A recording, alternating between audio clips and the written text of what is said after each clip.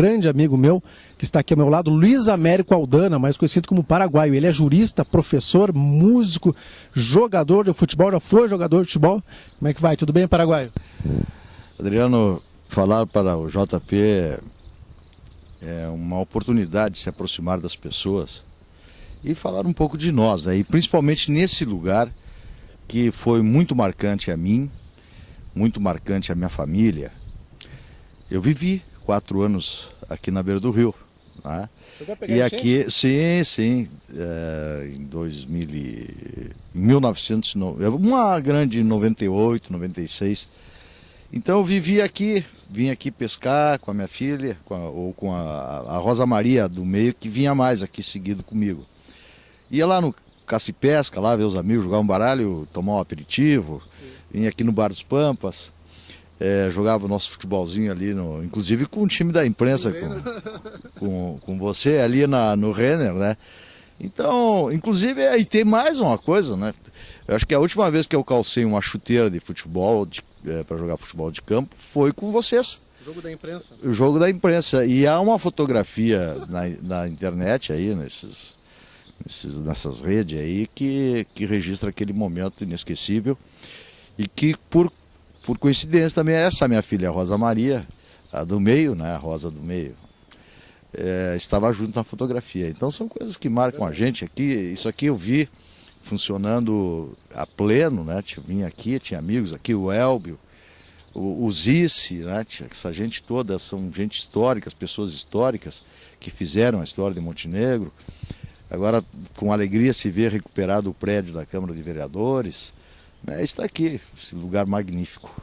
Magnífico. Temos uma orla privilegiada, né? Eu nunca vi igual. Eu nunca vi igual. Esse formato.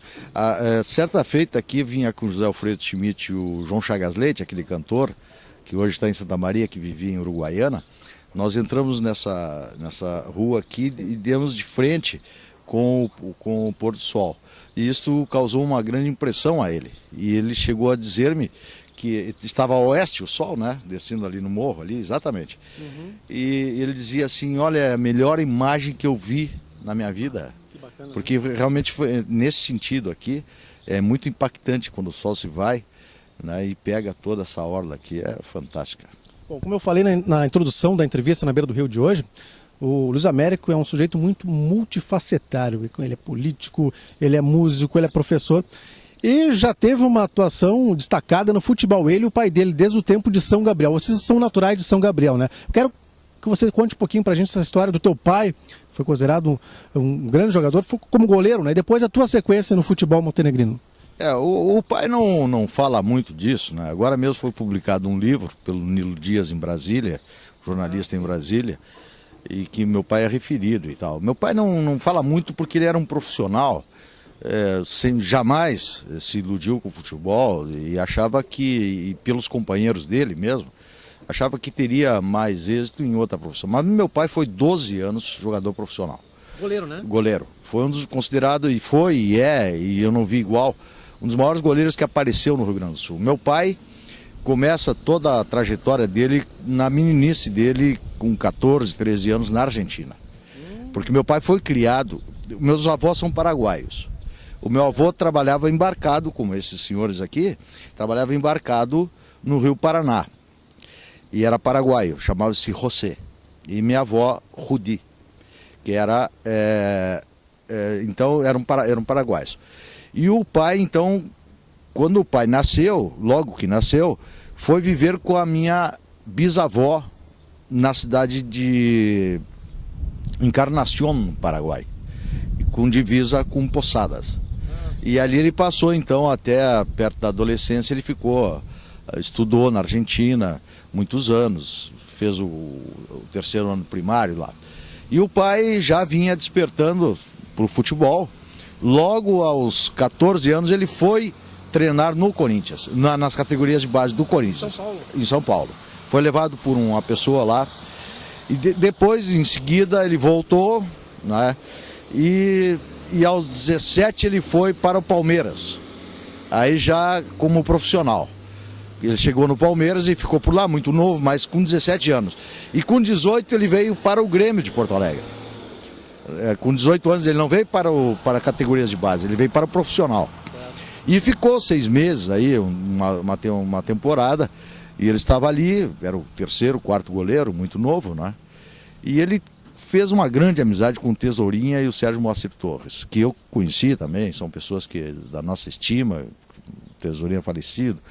E o Tesourinha mesmo dizia para ele assim, olha, tio, vai emprestado aí para um time do interior, e tu é um guri fino, tu é um guri que sabe da datilografia, naquela época era importante, procura também uma outra atividade, porque o Tesourinha disse a ele o seguinte, isso aqui não dá nada, dá glória. Eu estive na seleção brasileira, eu estive no Vasco, o que eu tenho? Eu tenho um apartamento no Leblon que eu ganhei do Melhoral, aquele comprimido Melhoral de um concurso que fizeram no Rio de Janeiro, e eu ganhei como melhor jogador do país e ganhei um apartamento, é o que eu tenho. Não foi pelo futebol. Não foi porque a torcida deu de presente para ele. E o pai então foi para São Gabriel com a condição de que ele assinaria contrato profissional no Cruzeiro mediante um emprego. E o emprego foi oferecido a ele pelo oficial do registro de imóveis lá de São Gabriel, José Elvésio, que era presidente do clube. Então o pai ficou durante esses anos todos, até 1965, jogando como profissional. Algum período na primeira divisão e algum período na segunda divisão. Então, e assim foi. E aí, por isso, né, eu viajava muito com ele. Eu viajei muitos anos com meu pai, acompanhando esses jogos em Porto Alegre. O pai jogou na primeira transmissão videotape de televisão no Olímpico contra o Grêmio. E jogou também, por coincidência, quando inauguraram os refletores também do Olímpico. Bem, e o pai jogou com grandes jogadores, né, na vida dele, isso está narrado no livro, com alguns dos melhores jogadores, Delém, que foi para o River Plate, e eu conhecia essas pessoas, né? Então eu estava ali no meio. E a mim também era exigido, estava sempre junto, a mim exigido um mínimo, né? Devolver a bola, ficar atrás do gol, né? A bola ia... Meu pai treinava muito, meu pai era o único que treinava em 2 turnos. Meu pai era um cara praticamente infalível, né? Era um homem que tinha... Ele não era aquele goleiro gato. Meu pai era um goleiro de colocação e muita visão de reposição de bola. Tanto com as mãos como com os pés. O meu pai não dava balão, por exemplo. Meu pai passava a bola. Ele batia ele batia de lado. É uma escola argentina, né? E o meu pai era bem da escola argentina, saía muito bem do gol, fazia a barreira ao inverso, né, do que se faz hoje, para que ele ficasse de frente para a bola, né? Dificilmente tomava gol assim.